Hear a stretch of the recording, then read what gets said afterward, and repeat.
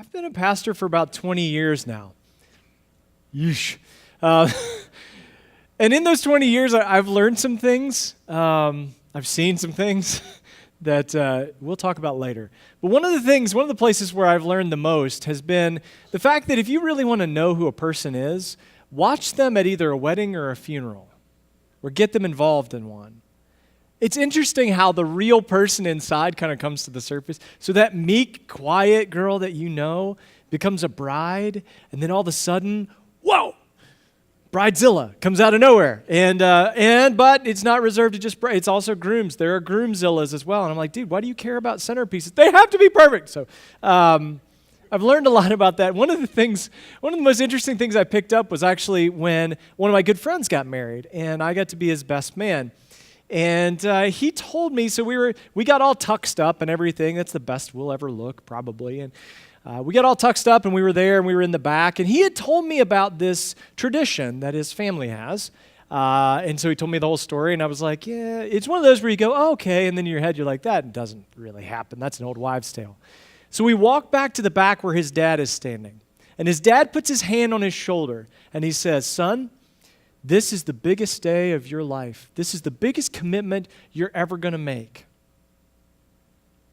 If you're not sure, there's a car waiting outside with the keys in the ignition and it's running.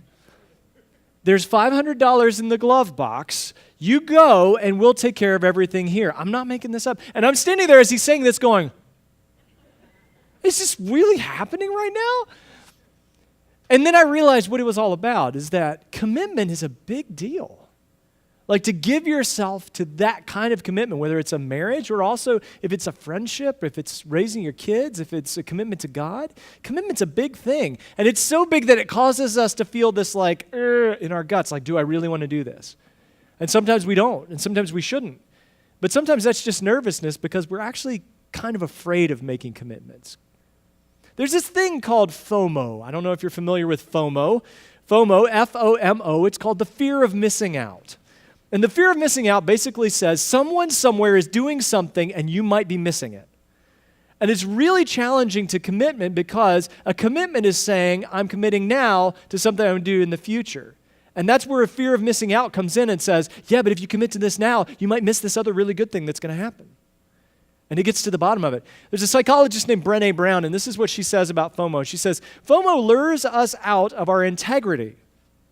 That's a big deal. With whispers about what we could or should be doing. And then she says, FOMO's favorite weapon is comparison. It kills gratitude and replaces it with not enough. So we're in that moment with our relationships, with our relationship with God or other people, and we have a choice to commit right there. And in that moment, FOMO sneaks up and says, yeah, but what if? I mean, this is good, but what if there's better? Or this person's great, but what if there's somebody else? I mean, commitment to God is great, but what if it doesn't work out? The fear of missing out is challenging to us because we have that commitment phobia sometimes. It's also challenging because we have this legitimate fear in us that says commitment is the opposite of freedom. If we commit to something, then we're not free. And we think the best thing that could happen to us is to be free. There's a movie called Mr. Nobody, and in that there's a line that says, if you never choose, anything is possible, which is true. If you never make a commitment, everything is possible. But that doesn't mean it's a good thing. Because see, commitments are the things that make our life worthwhile and beautiful and deep. We're in this series talking about how intimate relationships, deep connected friendships are the things that we've been made for and the things that we want the most. But the one thing that will get in the way of that is our fear of commitment. And that's why Jesus in his teaching, he starts us at a place and he says this about his life with us. He says, if you continue, which means to stay or remain or abide in my word, you are truly my disciples. And then he says, and you will know the truth, and the truth will make you what? Free. Jesus says it's a myth to believe that not committing keeps you free. In all honesty, if you really want to be free, it depends on what you commit to. John Ortberg says the commitment avoiders in us, we're just slaves to petty sins and whims that come along. When we make a commitment, we have a shot at something good and something beautiful and something true. So I want to talk today about relationships and about how commitment shapes our relationships. And this is the thing I want you to focus on. Relationships that are healthy, hopeful, and holy are impossible without commitment. Let me say that again. Relationships that are healthy, hopeful, and holy are impossible without commitment. It's not possible for us to do that. The other reason that's really, really helpful is because it helps us frame what Jesus teaches us about life. Because he starts very simply. This is what I love Jesus for. He understands that we need to be able to grasp big things. And so he starts by making things very simple. He says this, the one thing that's most important, you must love the Lord your God with all your heart, with all your soul, and with all your mind, everything that you have. And then he says, this is the first and greatest commandment. There are bunches of other commandments. This one's the one that makes the most sense and is the most important. A second is equally important. You love your neighbor as yourself. What Jesus is doing is saying, if you commit to this, and especially if you commit to this in your relationships with God or with other people, when you commit to this, everything else will fall into place. Because if you love God with everything you've got, then you're going to listen to him. You're going to think about him. You're going to try and figure out what is it that he wants for my life. If you love your neighbor as yourself, you're probably not going to rob them, kill them, beat them, lust after them, or abuse them for no apparent reason because, frankly, you don't want them to do that to you, right? It's that thing we all picked up in kindergarten, do unto others as you want done to you. So he says if you can commit to these two things, everything else is going to fall into place. Now, I get it. That seems like a big commitment, maybe too big. Like, I don't know if I can do all that. Well, Jesus knows that we can because here's the truth that he knows. There are only two beings in this universe who can make commitments, human beings and God. We're the only two beings in the universe that can make commitments. Dogs cannot make commitments. Although they love you and although they will die trying to keep that commitment, they cannot keep a commitment. Cats cannot keep commitments, but that's mostly because they work for Satan. So we all know that. I'm just going to move on. See, throughout the Bible, God teaches us that he is a commitment-making God, and we are people made in his image. We're commitment-making people. That's what we're designed to do. So he says, I'm going to make a covenant, which is a relationship where God says, I'm in it for you. Come on and be in it for me. I'm going to make a relationship with you. I'm going to connect with you, and I want you to live as the kind of person who makes commitments and sticks to them. So if we want those deep, healthy relationships with God and with other people, it requires that we become the kind of commitment-making people who live in the image of a commitment-making God. That's what we need. Now, it's not simple, so we're going to break it down a little bit if that's okay. First thing we need to know about commitment is this.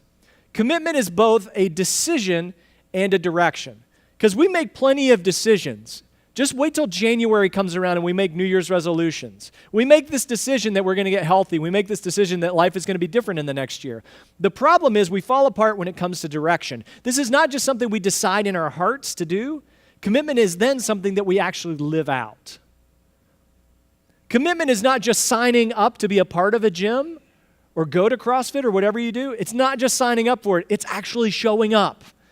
And that's where it tends to fall apart. So for us, commitment is not just what we say in our hearts we want to do or what we decide in our heads is important. It's the question of, are we actually going to do something with that? It reminds me of this story in the scriptures about two guys, Elijah and Elisha. And I'm going to try not to confuse you with the two names. Elijah is a well-known prophet. He has this immense ministry. He's been doing all kinds of stuff. And all prophets do, to kind of decomplicate this, prophets are the people who say, hey guys, come back to God. Come back to God. Here's where you've gone. You've wandered away. Come back to God because things are going to get bad if you don't. Come back to God. And so he has this huge moment, this huge life of helping people find their way back to God. Now, on the other hand, there's a guy named Elisha, and Elisha is a wealthy farmer. He's a guy who's built up a lot of land. He's got a lot of oxen, right? Like all of us do. He's got a lot of oxen, and he's built up this wealth as a farmer. And so Elijah decides he wants to retire. And so when a prophet retires, he has this process of actually taking off his jacket, called his cloak, and putting it on the person that is going to follow him, that's going to pick up the family business, so to speak. It's not a family thing. It's just he finds someone and he puts this cloak on. And when he does that, it's a big act of trust. It's saying, not only do I think you should do this, I'm going to put this on you, And you're going to live that kind of life. You're going to take on the life that I've already built. And there's a deep amount of trust in that. So what happens is Elijah shows up, finds Elisha plowing, and it says this: Elijah went over to him and threw his cloak across his shoulders. Like we said, he's passing on his work. And then he walked away. Like, I want you to picture this for a minute, like he's trying to punk Elisha or something. He just walks out and throws it on his shoulders and walks away.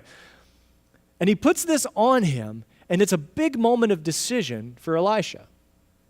He's invested him with a lot of trust and a lot of connection, a lot of relationship kind of connection. It reminds me of a story of my family. We decided to take a day trip one Saturday up to New Buffalo, Michigan. And we decided to go on a picnic. And as parents, we were trying to help my daughter learn responsibility by giving her little choices. Now, what you're about to hear is probably questionable judgment on my part, but we'll get to that in a second.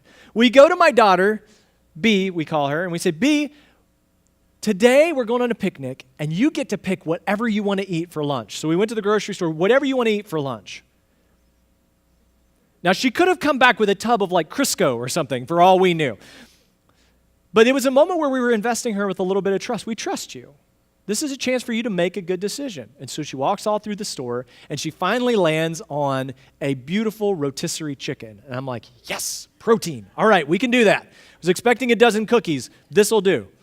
And so she made this choice. We gave her this trust. We put this decision on her, and she made the choice, and now she's committed to that. That's what she's actually going to eat for lunch. And that's the thing that's happening between Elijah and Elisha. Elijah is trusting Elisha to carry on this thing. But he knows it's not just, do you want to do this? It's, do you want to do this? And now you've got this life that comes along with it. And for all of us in our commitments, that's what it is. It's not just deciding I want a better marriage. It's committing to the life that leads to that. Commitment is as much about a decision as it is a direction. And the Bible is really wise about this. In the Psalms, it says this. It says, commit your way to the Lord, trust in him, and he will act. I love how it breaks this down. Commit is the thing we do in our hearts. We decide to do it. And commit your way. Your way is the way you live. It's the way you walk. It's the way you handle your friendships, your marriage, your relationship with God. Commit, decide your way, the way that you live to God. And then I love this part. Trust in him, and he will act. God will be in this with you. You make that commitment, you start living it out, and God is going to meet you there. And amazing things are going to happen. So what I know is, there are a lot of us in this room who maybe in our hearts, internally, in our minds, in our hearts, have made some kind of commitment to follow Jesus. We've said, I want to be the kind of person that lives the way Jesus wants me to live. We've prayed asking him to come into our life, forgive us our sins, and make us different. But we've never done anything public with that. And so in 3 weeks, we have this amazing opportunity coming up that's so cool when it happens every year around here. We're going to do baptisms in 3 weeks. And so when we do baptisms here in 3 weeks, we give you an opportunity to say, I've made a decision in here, but I'm going public with that. I'm making a commitment that everybody can see. To say, now I want you all to know what I've decided to do in here. Because it's a decision that starts here, and that's a big deal. We have to decide here, but at some point we have to actually let our life show that something has changed. And so I'd encourage you, if you haven't done this yet, if you made the decision in here but you've never done anything public with it, this is a great opportunity for you to step in and do something public with that commitment. So commitment is not only a decision, it's also a direction. It's how we live. Second thing we know about commitment is this. Commitment sets our priorities. It shows the things that are most important to us. The things that we're committed to will rise up the to-do list and they'll come to the top. So like Jesus said, love God with everything you have, love your neighbor as yourself. As we develop a deep relationship with him, those things are going to become more important than anything else. Those things are going to rise to the surface. So in the story of Elijah and Elisha, that's what Elisha's fighting with. He's got this thing on his shoulders now. He's been entrusted with this big deal, this big decision. Is this most important? Not only that, but he's going to have to leave behind some things because remember, he's a wealthy farmer. He's got this whole life that he's built. And if he's going to take this on, he actually has to put that away. And this is why it's so important for our commitments. If our commitments are not something we choose, if they're forced on us, they're going to be very hard for us to keep them. If we make a commitment because we should, or because there's guilt, or because there's pressure from the outside, it will never rise to the point of priority. It'll never become the most important thing to us. And so that's why in this story, Elijah says this, Elisha left the oxen standing there. He stopped, he was plowing, and he stopped. And he ran after Elisha, and he said to him, I love this, first let me go and kiss my father and mother goodbye. Moms and dads in the room, he's a good kid. Isn't that exciting? He is going to leave them forever right now, but we won't get into that. And then I will go with you. And I love what Elijah says. Elijah replied, go on back, but think about what I have done to you. He said, you've got to think this through. This commitment is going to change what matters most to you. You need to think through if you actually want to do this. And so for us in our relationship with God and with other people, there's a moment where we've got to actually think through, do I really want this to become the most important thing in my life? There's another part in the Bible where Joshua is talking to people about their commitments, and he says this. He says, choose this day whom you will serve, whether the gods your ancestors served in the region beyond the river or the gods of the Amorites in whose land you are living. But as for me and my household, we will serve the Lord. What he's saying to them is, there's all kinds of other things you can commit to. They're all dead ends. They're all going to destroy you. There's all kinds of other things you can commit to. But for me and my house, we're making this the priority. We've chosen to commit ourselves to this relationship with God. You figure out what you're going to do. Here's where we're going, and you're welcome to come with us. Commitment sets our priorities because now Joshua has said, this is the most important thing for us. So my daughter is riding in the back seat on the way up to Michigan, and she's got this rotisserie chicken in her lap. Like, nobody's taking this. I've made a choice, and I'm sticking with it. So as we get there, we set up the picnic table, and we're sitting out, and then all of a sudden, my wife and I look up, and we see it coming. It's the doomsday moment for every picnic. This big black cloud is rolling in over Lake Michigan. And I look at her, and she looks at me. She's like, this is not good. Now, parents, every once in a while, we need a win, right? And we'll do things sometimes that maybe we shouldn't in order to get a win. And so I look at her and she looks at me and we kind of chat under our breath and we're like, hey, B, listen, what if we just skipped lunch, like real food, and we went and had ice cream? There's a place called Oink's Dutch Treat just down the street, and it would be fantastic if we'll just skip lunch, we'll go have some ice cream. It's every kid's dream, right? Skip real food and go to ice cream. And she looks at me and she goes, no, I want my chicken. She planted the flag, like, I made a choice, I'm committed to it, this is my priority. And my wife and I are like, we're going to get soaked in the rain because we committed our child to picking her own lunch. This is how this is going to work. Also, when she rejected the ice cream, we did call an ambulance because if a kid rejects ice cream, it means they're on their last legs. That's what it looks like to make a priority. That's what it looks like to make a commitment. No matter what else might happen, I'm choosing. And that's where this whole FOMO thing, this fear of missing out, is actually true. Because if you make a commitment, you will miss out on other things. But that doesn't make it bad. Right now, 200 plus of our Heartlanders are running the streets of Chicago for World Vision in the Chicago Marathon right now at this moment. In case you're wondering, they're probably at about mile 17. So you can go ahead and feel exhausted for them if you want to. Why did they do this? They gave up Saturday mornings of training. They gave up muscles that actually felt good. They gave up time with families. They gave up time at work. They gave up energy and attention. Why? Well, so that they, along with World Vision, and we as a church could raise $300,000 for clean water for wells in Africa. World Vision as an organization this year raised $2.1 million to give water to kids who wouldn't have it. See, because it's worth giving up those sleepless nights, those sore muscles, to make sure that this happens for people in another place, another time. Our priorities order our commitments. It tells us what matters, and it tells us what's most important to us. And so the amazing thing that happens with Elisha is this. He's got this cloak on, and he's thinking about this decision, and he's thinking about what Elijah has given him, and he decides, I'm taking this on. And he doesn't just decide he's taking it on. This is amazing. He takes his plow, which is made of wood, and he breaks it up into pieces, and he puts it on a pile, and he sets it on fire.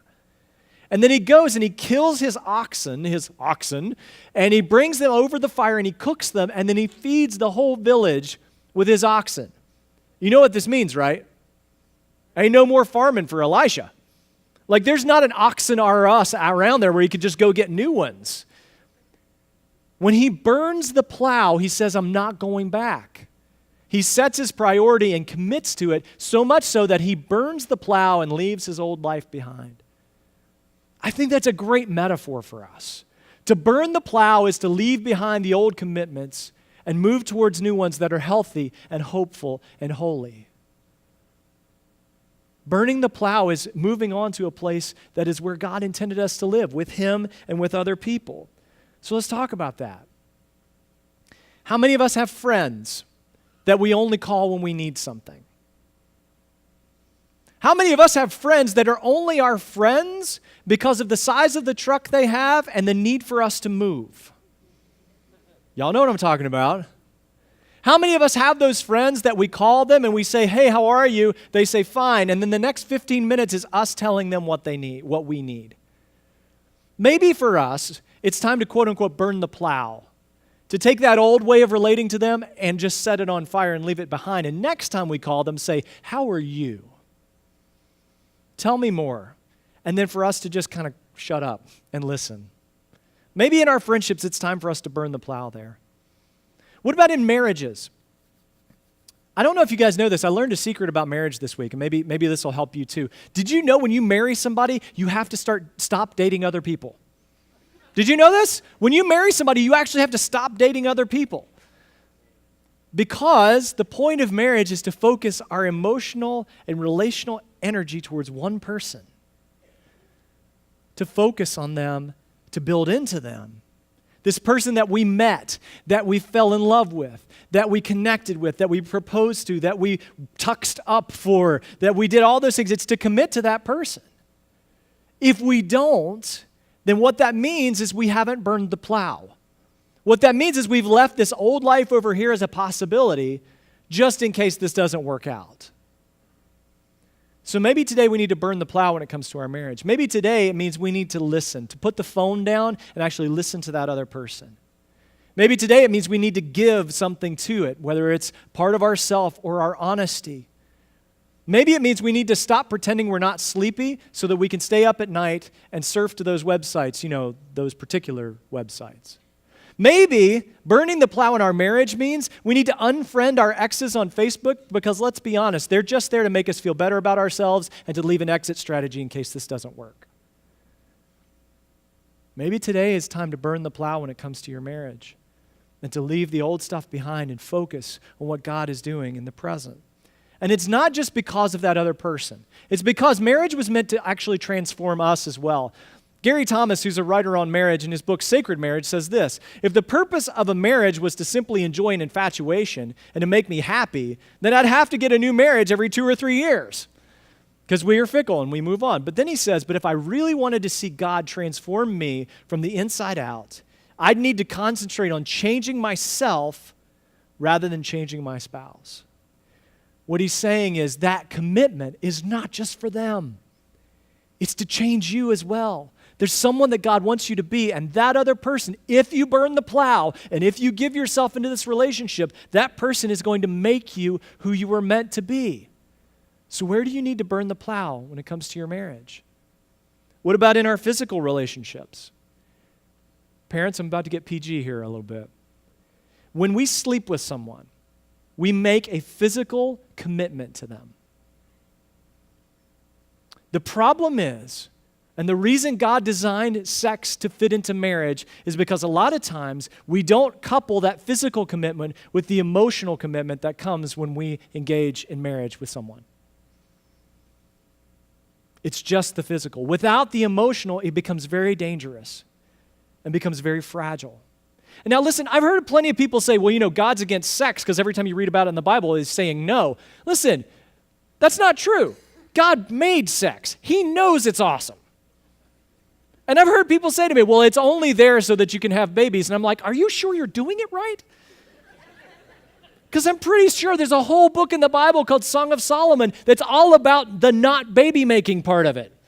It's all about the beauty of it and the joy of it. See, the problem with things like lust and adultery, and the reason why in the Bible there's such a problem, it's not because of the sex. Excuse me, it's not because of the sex. It's because of the commitment. Lust and adultery allows us to have the physical feeling without the emotional commitment. And so if you're in a relationship right now where you're physical with somebody that you haven't matched it with that emotional, relational commitment, maybe you need to stop the physical for a while until you're ready for the other part. Because it's a half commitment and you're leaving yourself an option to get out of it if you want. Maybe it's time you burn the plow when it comes to your physical relationship. Maybe it's time to burn the plow and jump into a new story. There's a friend of mine named Terry. Terry's an awesome guy, but his story is amazing because he was at the bottom of his life at one point.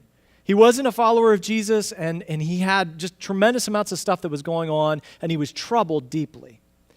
And one day he decided, I'm going to go to church, and I'm going to see if maybe God has something to say about this. And so he pulled up in the parking lot of the church I was working at the time.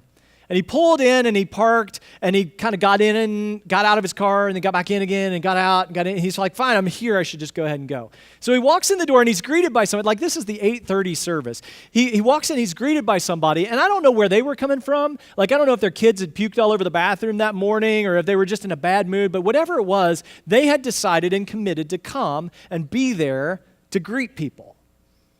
And so Terry walked in the door, not a follower of Jesus, at the bottom of his life. And this person reached out their hand and said, welcome, we're so glad you're here. And I'm not making this up. In that moment, he decided to follow Jesus. He decided to turn his entire life over to God. Why? Because somebody made a relational connection with him and said, I'm glad you're here, and you know what? God is glad you're here, and you belong here. And that changed him from the inside out. So you may have noticed when you came in, we have a ministry expo going on where you can talk to people about engaging and serving somewhere here. I just wonder, would you like to be a part of a kind of story like that? Where you being here, being involved, and extending that hand in whatever way you can may actually contribute to somebody's life changing. Maybe it's time to burn the plow and leave behind the lack of commitment and jump in and be committed to Heartland in a new way, so that you get to be a part of that kind of story and see that kind of change happen. So where is God challenging you today to burn the plow? Just like Elisha did, and find some new priorities. Last but not least, commitment also brings joy. Because here's what I know. I'm talking about commitment and you're thinking about yours, and you're thinking, man, what I would love is to wake up tomorrow and be totally committed. You're going to need to give yourself some grace on this one, because this is not a sprint. Commitment is not a sprint. It's a marathon. It's a long-term commitment. And it's going to take you a while in your relationship with God, in your relationship with other people, to really deepen and build that kind of commitment. But I know that it leads to joy, and here's how I know that. If you had been in New Buffalo, Michigan on that day, you would have seen 3 people, 2 adults and a child, sitting at a picnic table as the rain began to pour down with chicken grease smeared on their faces, smiling from ear to ear. Because we had made a commitment. We had trusted and we had committed to my daughter, and we were like, look, we're going to ride it out. And people are leaving the beach area with their windows down looking at us going, y'all ain't right. Like the rain's pouring. We're like, oh, no, this is great. And we look like idiots smiling from ear to ear. Because we committed to that moment. And that created joy. Joy didn't mean everything was great. Joy just meant there's good things happening regardless of how much rain is falling. My daughter and my wife are treasures to me. They are the most beautiful people in my life. Other than you guys, of course, but you know what I mean. But every day I need to commit to them. Because you know what? Sometimes their breath stinks. And sometimes my breath stinks. Sometimes their attitudes are cruddy. Sometimes my attitude is cruddy. I'm raising a teenage girl.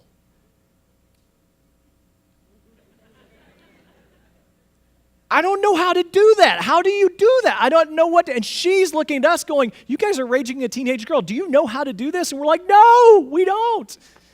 But what we do know is God has given us this moment to commit to. And say, if you commit to this, if you burn the plow, you leave behind a lack of commitment, and you step into this, there's joy. Good things are going to happen. And not only that, but God is going to meet us there. The commitment-making God will meet us in those healthy, hopeful, and holy commitments, because this is what the Bible says to us. I can do everything for I can do everything through Christ who gives me strength. You see, because in Jesus, God burned the plow. There was no plan B to the cross. When Jesus died, he said, I'm all in. I'm all in for my people. I'm all in for this commitment. And so when we do the same, when we commit to our families, when we commit to our relationships, when we commit to God, God meets us in that. And when God meets you, there will be joy. It may take a while, but there will be joy. And so I want to challenge you with that today. Where's God asking you to burn the plow, to make a deeper commitment to better, healthier, hopeful, intimate relationships with Him or with other people?